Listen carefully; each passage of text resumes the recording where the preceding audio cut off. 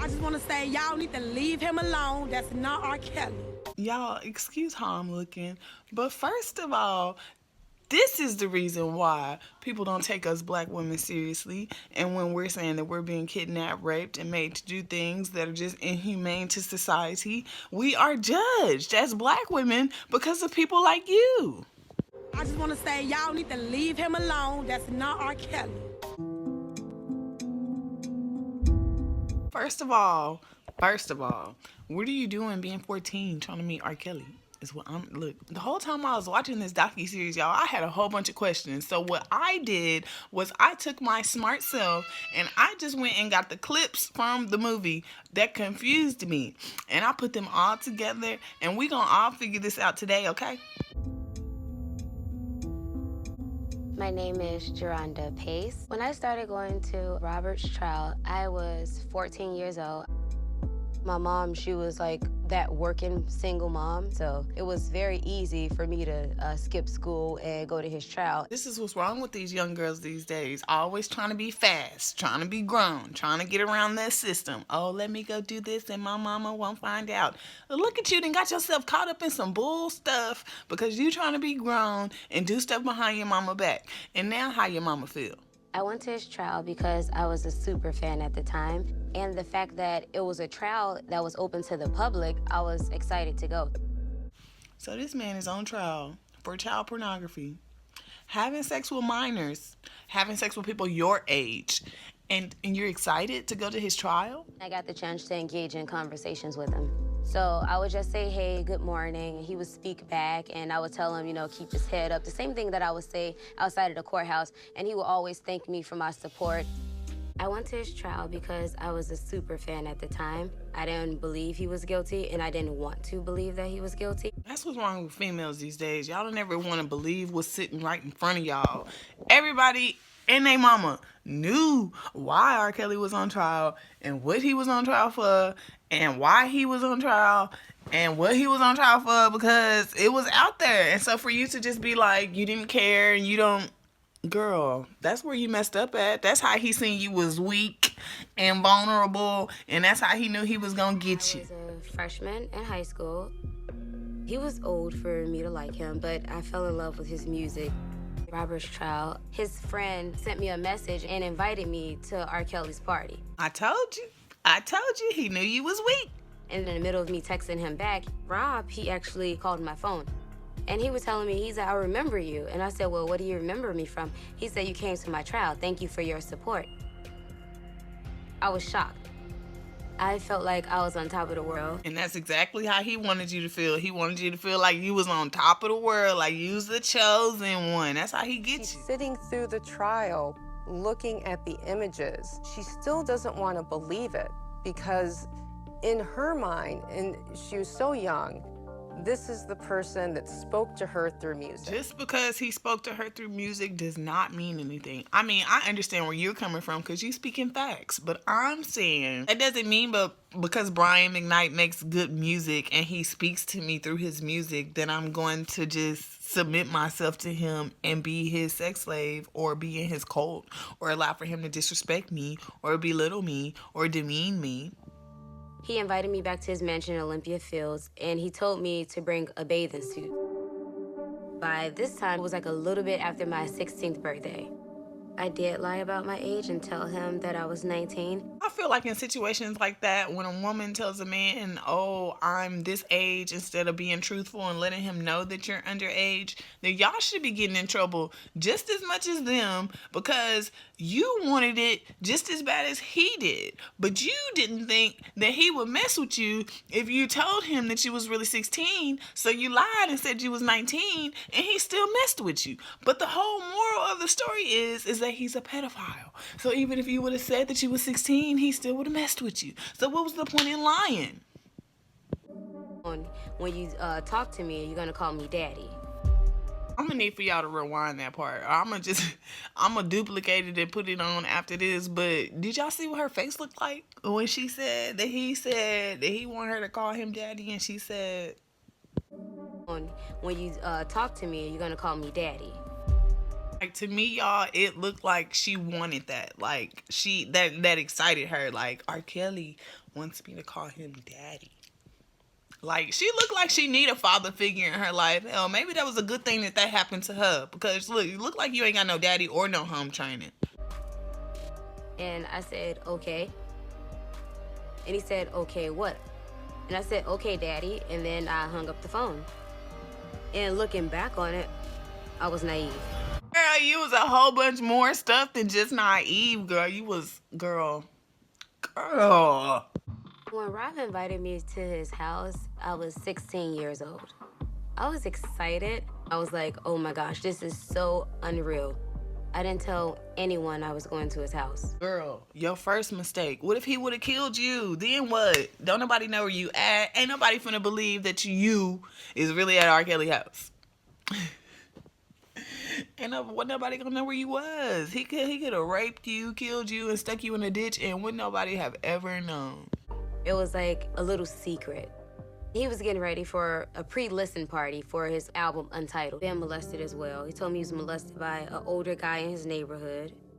That's one I have not heard. I didn't hear him. I didn't hear about him being molested by a man in his neighborhood.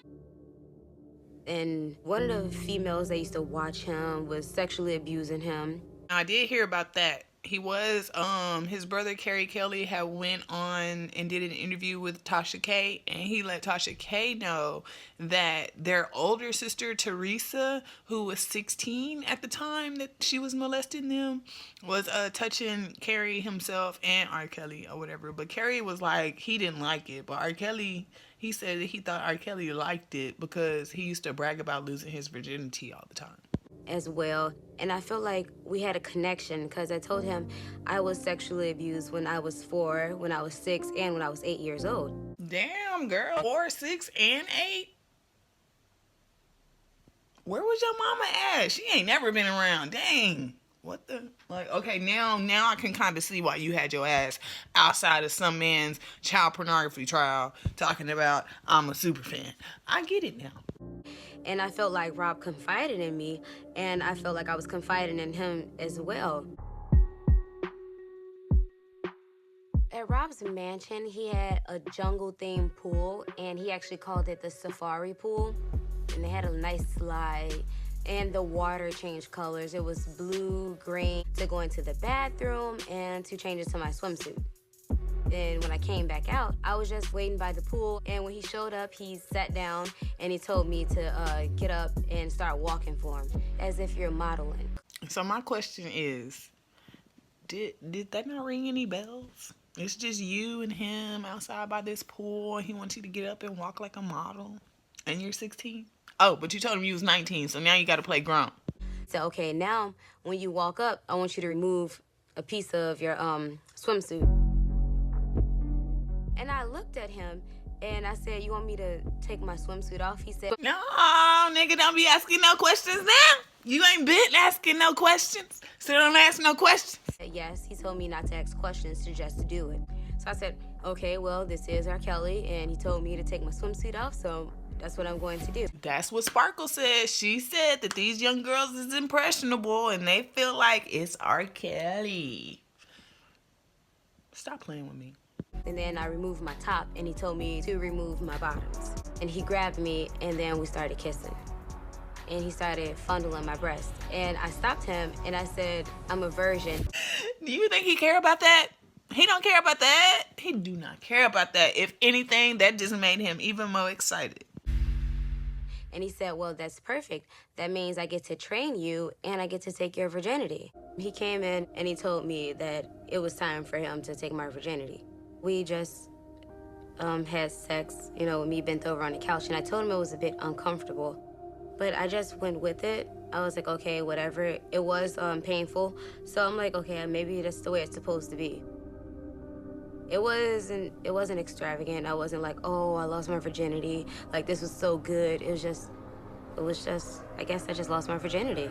Shouldn't no underage girls be having sex anyway? But when they do have sex, your first time is supposed to be special. It's supposed to be memorable. It's supposed to be something that you can look back on all those years in the future and just, reminisce. You can't reminisce off that. I just lost my virginity. When I had went to Rob's house, I always felt like the chosen one, but then after being there for a while, I started seeing other girls around the house. He got your ass. He thought that you was the only one. Sitting on the bed, and I'm just waiting for Rob to give the next order, pretty much. When he opened the door, he walked in, and he saw me on my phone. And that's when he explained that I can't be on my cell phone. That started the rules. Rob knew. If I wanted to take a shower, he had to know. And then when guys came around, I had to put my head down, or I had to turn and face a wall. These rules are called breaking your bitch. Okay? He is giving you rules. He gonna tell you where you can go, where you can't go, who you can call, who you can't call, what you can do and what you can't do. And these are how pimps train their whores, okay? The only difference is R.Kelly is not making you sell your body. He's not making you have sex with other men, but you are his sex slave. So it's almost kind of the same thing. It's just like prostitution, but he's the only trick. When you disobey him or you question him, that's considered breaking the rules. Perfect example. There was one time Rob and I was talking about basketball. He likes the Chicago Bulls. And I said, I like the Cavaliers. And he said, no, you like the Bulls. I was like, I don't like the Bulls. And that was a problem. Rob slapped me in my face. And he told me, well, guess what? You're not eating. This man has y'all staying with him. Y'all living with him. Y'all clearly ain't got no jobs, and y'all ain't talking to none of y'all families, so y'all dependent on him and his money. And for you to be in his house having an argument with him over the Cavaliers or the Chicago Bulls is just pure bullshit, really. And for him to have told you that you can't eat because your favorite team is the Cavaliers and you're not in agreement with him over the Chicago Bulls, you can't have no food. What type of... The no-eat list is somebody who, quote-unquote, disobeys daddy. That's when he decided to starve you. But this is where you want to be. I don't get it. The longest I've gone without food at his house was 3 days. I was surviving off water and some peanuts that I had. I'm sorry. No, don't cry now. You a super fan, remember? You want to show him your support, remember? Abusers often use isolation. So they'll have slowly over time isolated a girl or a woman from her family and then say, there's nobody else for you. Nobody else cares about you but me. Where are you going to go? He ain't no abuser. He is a pimp. P-I-M-P. Get it right. I started to believe that I was nothing without Rob. I started to believe that Rob was everything. And he became everything for me. That's how you know, baby, he got you. Mind, body, and soul. Back in 2009, Rob pretty much just sent me out on a hunt, like, go find somebody. And I was like, Dominique. I thought Dominique was perfect. What's the goddamn statute of limitations on sex trafficking? Because that's what she is. Ain't that? You sex trafficking now. You going out here and recruiting other girls to come in here and endure your abuse because you all gone in the head. Because he got your mind, body, and soul, and Rob is your everything. But he tell you to go find somebody and you already know who you gonna choose. You ruined that girl's life. You ruined her life. I don't even know. You should have just left her alone. Dominique and I had met on MySpace. That goddamn MySpace. We was fans of his. We just bonded and we had like a really good friendship going based on liking R.Kelly. Well, this is one of my points of confusion. Early on, you said that he walked in the room and seen you on your cell phone and told you that you couldn't be on your cell phone, and that is what began the rules.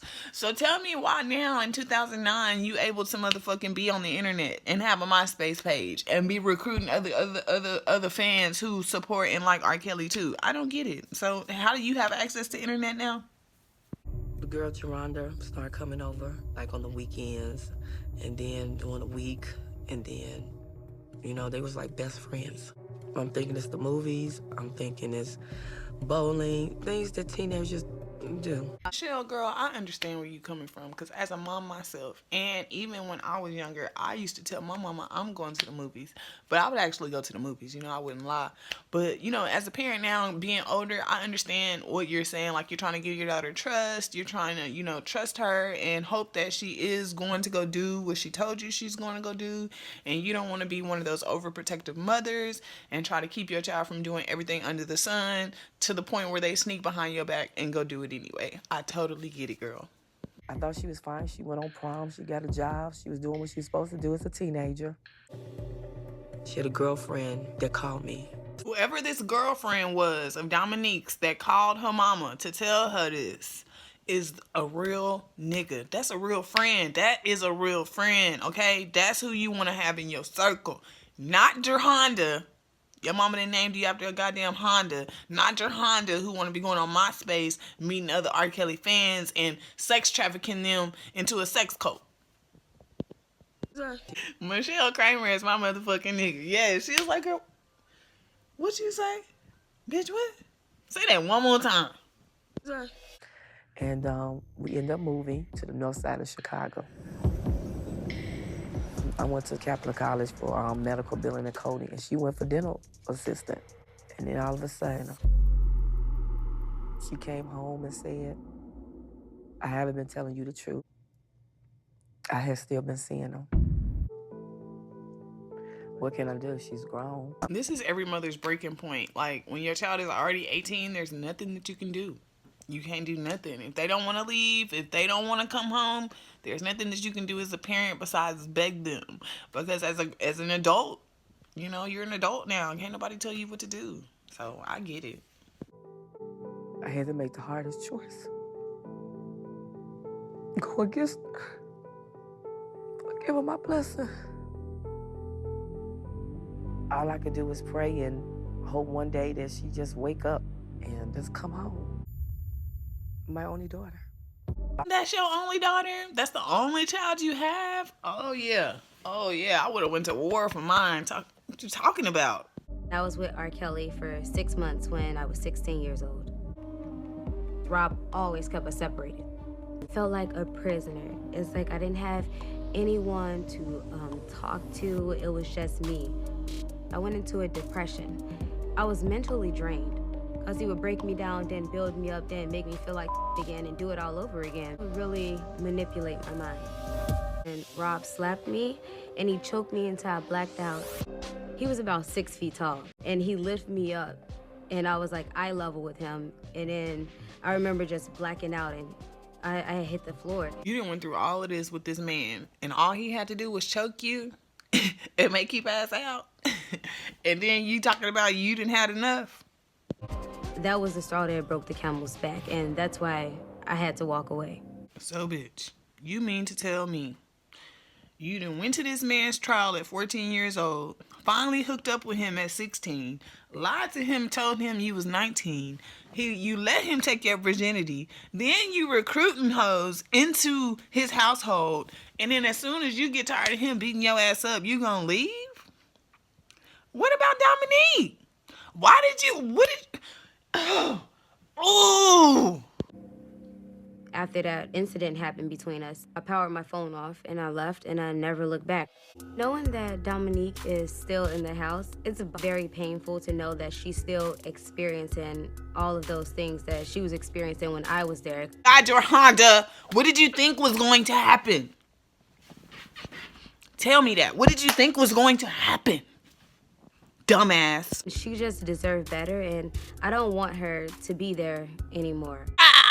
You don't want her to be there no more. Oh, but it was okay for her to be there in the beginning. That was fine. Oh, that's all right. But now that you're not there no more, you don't want her to be there no more. Is it because you know she getting abused and she getting her ass whooped? Or is it because you jealous and you don't want nobody around?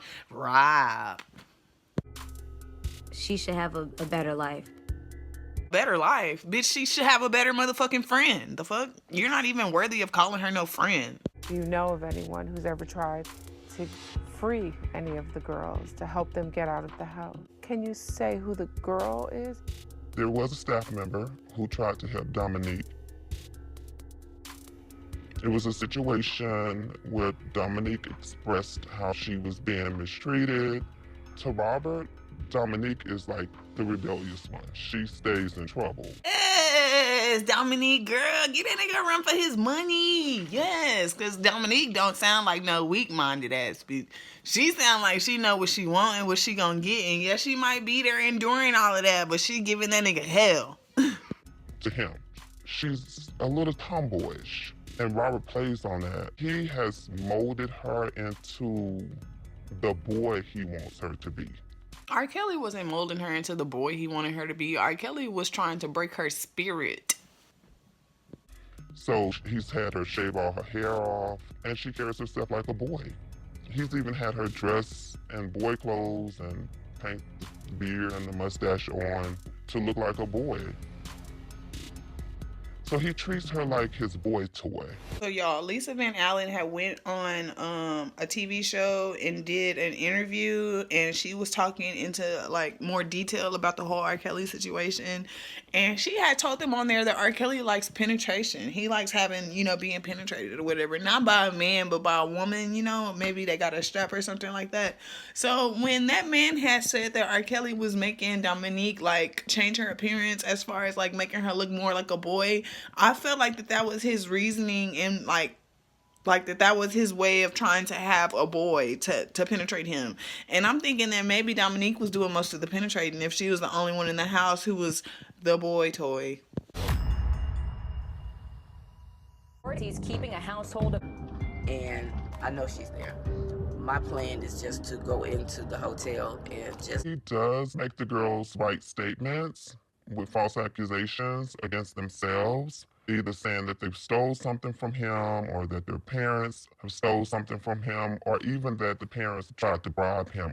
I would call the false statements some type of insurance. In addition to the statements, the fact that he videos everything that they do when they are being sexual with him, I see the videos as being something that he can hold against them. And you are absolutely correct, former employee. You do know why he was keeping these. These are reassurances that if y'all ever tries to come back and say that he ever tried to make y'all do anything as far as abuse, or he kept y'all against y'all's will, or y'all want to take him to court or testify in a trial, he gonna have y'all lawyer. He gonna have his lawyers eat y'all up with them false statements. I wouldn't sign shit, bitch. I ain't signing nothing. I mean, messed up.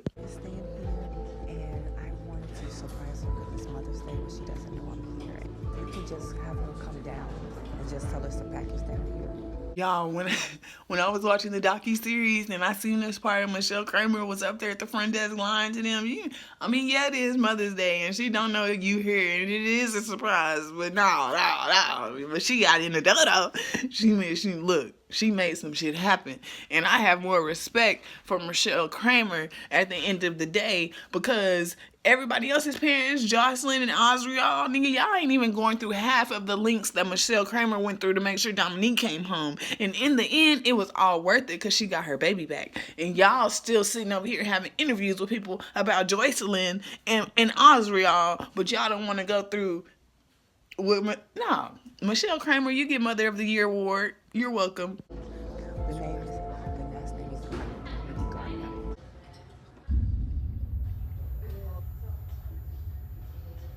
Yes, please.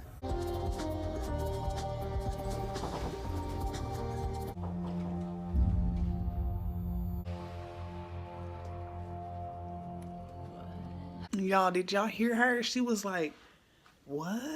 Like, she cannot believe her mama was there. Like, yes, girl, your mama came through for you, ride or die. What you talking about? That's your mama, girl. She love you more than anybody else in this world. She was gonna fight for you, ride for you, die for you, get shot for you, get hit by a train for you. That's your mama, girl. That is your mama. Yes, Michelle.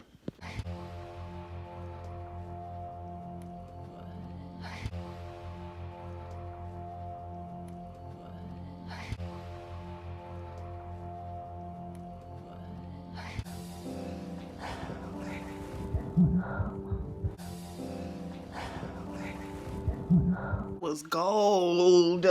That was gold right there. oh, it just gives me the chills, y'all. Give me the chills, because look, I love happy reunions. Her mama was so happy to see her baby. Like, it's just nothing. Like, y'all, if y'all don't have kids, y'all don't know how these parents feel about R. Kelly having their babies. Just, oh. There's some money in there. Nika, please. Nika, I'm getting sick. Nika, I need you to come home. Nika, please. These people, I don't know. Nika, I need you to come home, baby. Please, Nika. Nika, I need you, Nika. Please. That's a tough decision, y'all. Do y'all see that look on her face? She's trying to figure out if it's worth staying with R. Kelly or going home with her mama. Like, oh my God, I don't know what to do. I don't know what to do. Like, what am I gonna do? Like, Nika, come home. Nika, don't do this. Nika, please. If I gave this part, Nika, don't you dare. Nika, please.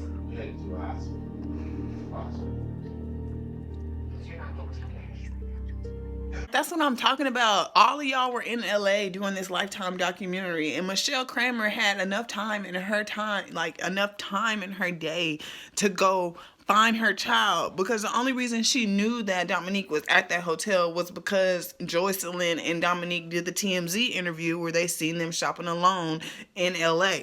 So Michelle was like, well, if my daughter is down here in LA, I'm going to the hotel. Like, the fuck you mean? So she went to the hotel and she got her baby back. Like, that Osriel's parents should have did the same thing, because Joycelyn was in the room with Dominique. Y'all both could have had them. Like, you could have came and had a conversation with Joycelyn in person instead of always doing it over the internet or over the phone. You could have seen her face to face. Like, I have no respect for them, because it's like you doing all of this shit all over the internet, talking about your baby being kidnapped and your daughter doing this and your daughter doing that, but y'all can't go to the hotel. Oh my God. I felt her. Any man that don't let their mother see their child see their mother, and she still living, you ain't got no heart. R. Kelly ain't got no motherfucking heart. He just don't. The only thing he loves is himself. The only thing that he appreciates is his music. And the only thing that he values is the money that he gets from all of us dumb motherfuckers listening to his music while he out here fucking our kids.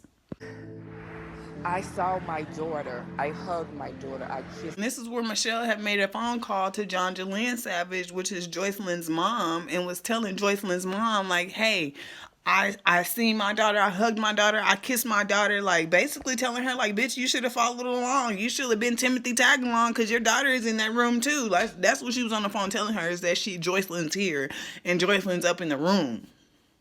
I would have came running as a parent. Like, the fuck? And then the fact that y'all didn't makes me question. It's my daughter. Okay. Oh, she want to talk to me. I gotta go. Bye. My daughter want to talk to me. Bye. Hello. Don't cry. Don't cry. Don't cry, okay? Rika.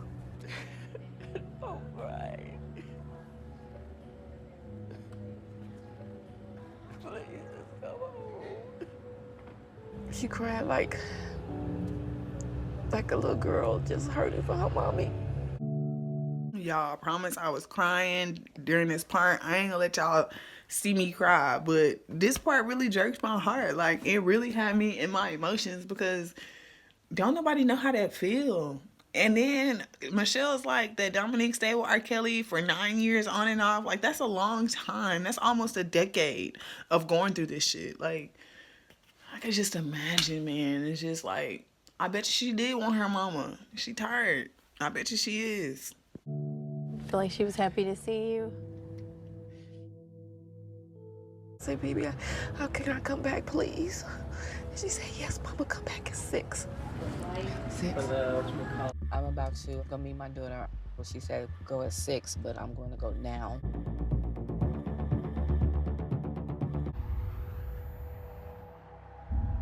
Yes, can I have Dominique Gardner's room, please? So when Michelle went back to the hotel at 6 to meet up with Dominique, she was met in the lobby by the hotel manager saying that Dominique said that that's not really her mother, and they filed a police report. It was like some bullshit. I just feel like on the cool, y'all, that was Joycelyn that called the police, because they were saying that a woman called the police. But if Dominique didn't do it, and then Michelle called Dominique like, hey, I came back at 6, but they said that you called the police on me. And the first thing Dominique said was, I didn't. So if there's 2 people in the room and Dominique said she didn't call, Joycelyn called, because Joycelyn told R.Kelly, and R.Kelly said fix that, and the only thing Joycelyn could think about doing was calling the laws and filing a police report, which ain't gonna do shit, nothing, because she still got away. Hello. I came back to the hotel, and they said you called the police on me. Because, I mean, they said the police came and everything, and they said somebody keep calling. He could be lying. I don't know. Damn, money could buy any motherfucking thing. I don't want to get ugly, but I ain't leaving this damn hotel. I done came too damn close. I'm this far. Are you kidding me?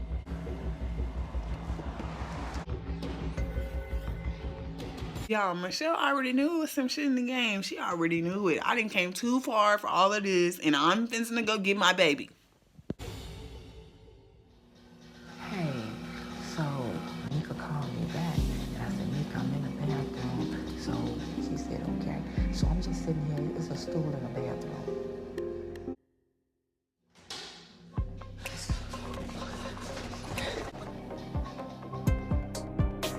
I swear, y'all, this was the most glorious part of the docuseries. If you have not watched it, this was the most intense part for me, because I was hoping they got away. I was hoping Dominique changed her mind. I was hoping she'd go with her mama, and I was so motherfucking happy when she decided to. Girl, I was running across the street with them, like, yes, y'all, come on, he finna come get us. He coming to get us.